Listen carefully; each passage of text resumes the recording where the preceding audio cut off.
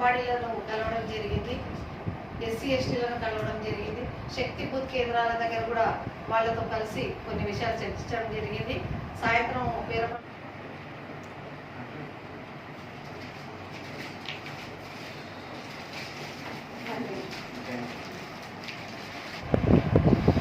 अभी भारतीय जनता पार्टी महिला मोर्चा द्वारा ये तेलंगाना के अलग अलग डिस्ट्रिक्ट्स में अभी महिला मोर्चा की बहनें इस प्रवास योजना के अंतर्गत आई हैं। मैं नारायणपेट आई और नारायणपेट में कल हमने हॉस्पिटल को विजिट किया, हमने आंगनबाड़ी विजिट किया, साथ में हमने और भी जगह विजिट किया। एक हॉस्टल को गए थे, हॉस्टल में छोटी बच्चियों के साथ इंटरेक्ट किया। उसके बाद माइनॉरिटी स्कूल में गए। ऐसे अलग अलग स्थानों पर जाके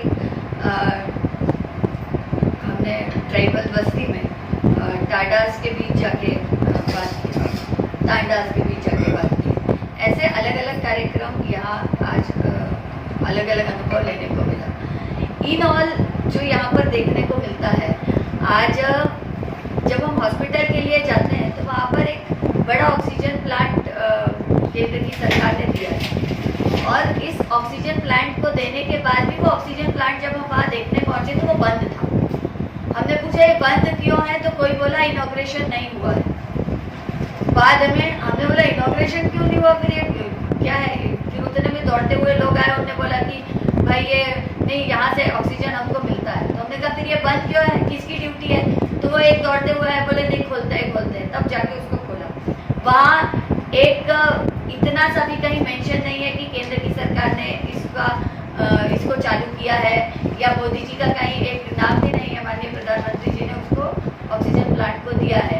साथ ही एरिया हॉस्पिटल को आज डिस्ट्रिक्ट हॉस्पिटल की घोषणा जो की है और उसके लिए जो 65 करोड़ की राशि केंद्र से आई है, इस बात के लिए हम केंद्र की सरकार का धन्यवाद तो देते ही है, लेकिन साथ में हमको इस प्रकार के कोऑपरेशन की उम्मीद प्रदेश की सरकार से करना है। हालांकि उनसे उम्मीद करना खराब है, बेकार है, क्योंकि अभी तक यदि हम बात करें अन्य योजनाओं की, यदि हम प्रधानमंत्री आवास योजना की बात करें तो प्रधानमंत्री आवास योजना की जब बात आई तो उनने बोल दिया हम डबल बेडरूम देंगे, और डबल बेडरूम के नाम पर जो भी प्रधानमंत्री आवास आए हैं, अब उसकी क्या स्थिति है वो जनता जानती है। अभी भी जनता को प्रधानमंत्री आवास भी नहीं मिल रहा और डबल बेडरूम भी नहीं मिल रहा। वो आई हुई राशि का क्या हो रहा है, इस पर प्रश्न चिन्ह। इस प्रकार से अलग अलग बातें, अलग अलग जो वातावरण, महिलाओं की सुरक्षा की दृष्टि से देखें तो वातावरण बिल्कुल खराब है।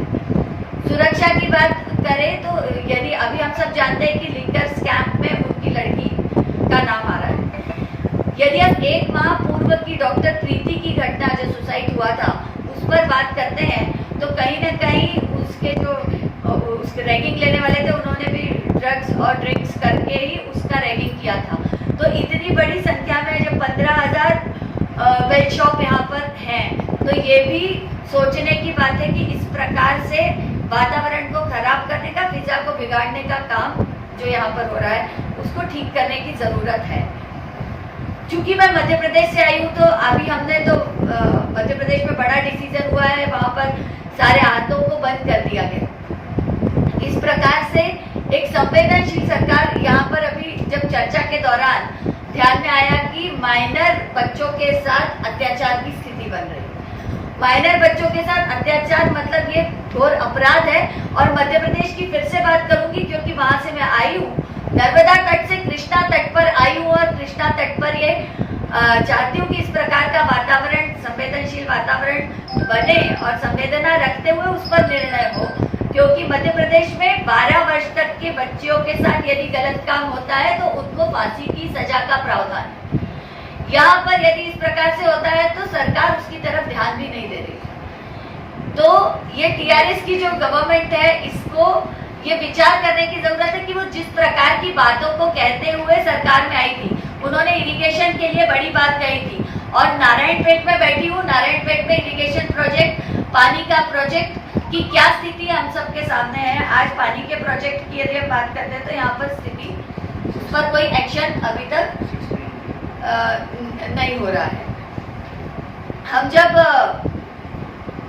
अभी उनके बेटे का जो स्कैम में नाम आया, आपका जो पीएससी तेलंगाना स्टेट पीएससी का जो पेपर लीकेज का मामला है, उसमें इंक्वायरी हो रही है। इंक्वायरी में हम सब सामने हैं, सबके सामने इंक्वायरी रिपोर्ट आनी है। अभी भी जो अपडेट्स आ रहे हैं, हम तो डिमांड है भाजपा की, भाजपा ने उसको लेकर तेलंगाना में मूवमेंट भी किए हैं और भाजपा ने आंदोलन करते हुए मांग भी किया है। हमने सिटिंग जज से भी ये कहा है कि इस पर विचारण करने के लिए हमने मांग की। इसके बाद तेलंगाना आने के बाद उन्होंने, तेलंगाना सरकार में जब आए तो उन्होंने नीलू, निदुलू, नियमाकालू, इन 3 बातों को लेकर वो आए थे। और इन 3 डिमांड्स की यदि हम बात करते हैं तो अभी तक ना तो एक भी रिक्रूटमेंट हुआ है, पानी की समस्या का समाधान भी नहीं हुआ है। यदि पानी के बारे में बात करें तो वो नांदेड़ में जाके बात करते हैं पानी की समस्या की, लेकिन नारायणपेट की बात आती है तो जिले में कृष्णा नदी बहती है। यहाँ पर 14 करोड़ का अलॉटमेंट उस प्रोजेक्ट के लिए हुआ है, लेकिन उस पर अभी तक कुछ भी केटीआर ने नहीं किया। तो 69 जियो से वो अलॉटमेंट हुआ।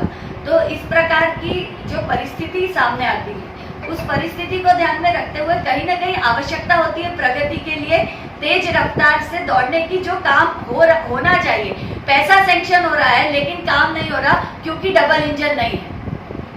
केंद्र सरकार और राज्य सरकार दोनों जगह जब भारतीय जनता पार्टी की सरकार होगी, डबल इंजन की सरकार होगी, तो तेज रफ्तार से गति पकड़ के तेज रफ्तार से प्रगति भी होगी।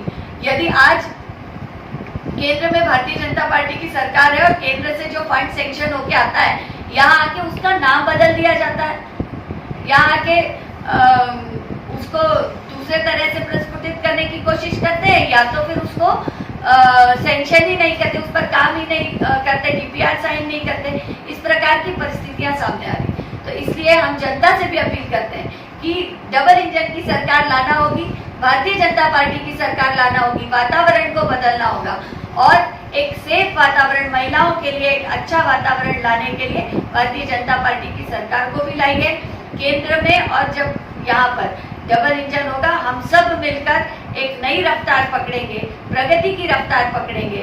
भारत का भविष्य, वैसे भी भारत की ओर देखने का दृष्टिकोण पूरे विश्व का बदला है माननीय नरेंद्र मोदी जी के नेतृत्व में।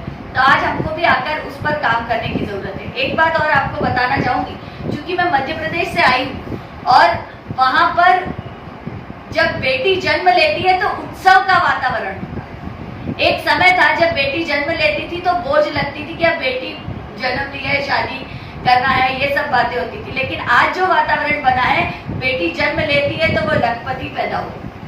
आज बेटी जन्म लेती है तो उसका लाडली लक्ष्मी में रजिस्ट्रेशन होता है, उसको 7th क्लास में, 9th क्लास में, 11th में, 12th में उसको पढ़ाई के लिए पैसा मिलता है।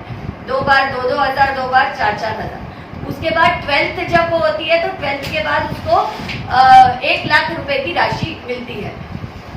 साथ ही अभी लाडली लक्ष्मी 2 लॉन्च होने के बाद प्रोफेशनल एजुकेशन यदि बहनें लेना चाहती, बच्चियां लेना चाहती, 2007 में लाडली लक्ष्मी शुरू हुई थी। वो छोटी छोटी लाडली लक्ष्मियां बड़ी हो गई और बड़ी होने के बाद उन लाडली लक्ष्मियों को आगे भी पढ़ने की इच्छा है, उनको प्रोफेशनल एजुकेशन लेने की इच्छा है। तो लाडली लक्ष्मी 2 जब लॉन्च हुआ तो उनको प्रोफेशनल एजुकेशन में भी प्रदेश की सरकार सहायता कर रही है। तो इस प्रकार का वातावरण और केंद्र की जब सुकन्या योजना साथ में, बेटी बचाओ, तो महिलाओं को देखने का दृष्टिकोण बदला, क्योंकि डबल इंजन का गवर्नमेंट। यदि अभी लाडली बहना भी आई, वहां पर लाडली बहना में हर महिला को 1000 रुपए प्रति माह देने का स्वावलंबन के लिए कार्य शुरू हुआ। तो केंद्र की जब इस तरह की सुकन्या समृद्धि योजना, बेटी बचाओ, और यहाँ पर प्रदेश में भी उस तरह की सपोर्टिंग योजनाएं होती है, तो लोग प्रगति की रफ्तार पकड़ सकते हैं। महिला स्वास्थ्य की दृष्टि से भी आयुष्मान को वहाँ पर बढ़ावा मिल रहा है। यहाँ पर आयुष्मान के बारे में पूछने की कोशिश होती है तो लोगों को बहुत परेशानी से वो आयुष्मान का लाभ मिल पाता है। इस प्रकार की स्थिति जो है, यदि हम वहाँ, कोई बहुत बड़ी बात नहीं है, ये जो तेलंगाना की भूमि है, ये अपनी आवाज बुलंद करने वाली भूमि है। और कहीं ना कहीं हमें हमारे अपने आप को जगाने की आवश्यकता है और एक बार वास्तविकता को सामने लाने की आवश्यकता है। वास्तविकता को सामने लाइए और अपने ऐसे प्रतिनिधि को चुनिए जो जनहित में काम करते हैं। और इसलिए भारतीय जनता पार्टी का ये आज यहाँ पर एकत्रीकरण हमने किया हुआ है और आप सबसे, हम प्रजा से भी अपील करते हैं कि आप सब मिलकर इस महायज्ञ में शामिल हो जाइए और इस महायज्ञ में शामिल होकर मोदी जी के कार्य को आगे बढ़ाने के लिए, भारत को विश्व गुरु बनाने का ये जो कार्य चल रहा है, उस महायज्ञ में शामिल